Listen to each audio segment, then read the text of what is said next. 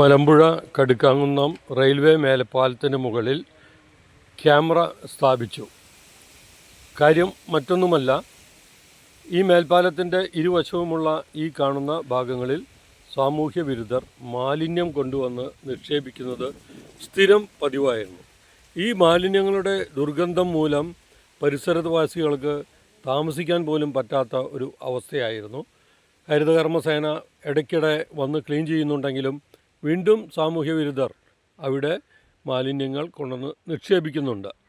ഇതിനൊരു പരിഹാരമായി ക്യാമറ സ്ഥാപിക്കണമെന്ന ജനങ്ങളുടെ ആവശ്യം ശക്തമായതിനെ തുടർന്ന് അധികൃതർ ഇവിടെ ഒരു ക്യാമറ സ്ഥാപിച്ചതിന് ശേഷമാണ് ഈ കാണുന്ന പ്രദേശത്ത് വളരെ ക്ലീനായി കിടക്കുന്നത്. ഇവിടെ പിന്നീട് ആരും മാലിന്യങ്ങൾ നിക്ഷേപിച്ചിട്ടില്ല.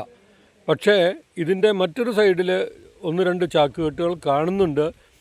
അത് ക്യാമറയുണ്ട് എന്ന് അറിയാതെ ആരെങ്കിലും കൊണ്ടുവന്ന് ഇട്ടതാവാം എന്ന് പ്രതീക്ഷിക്കുന്നു.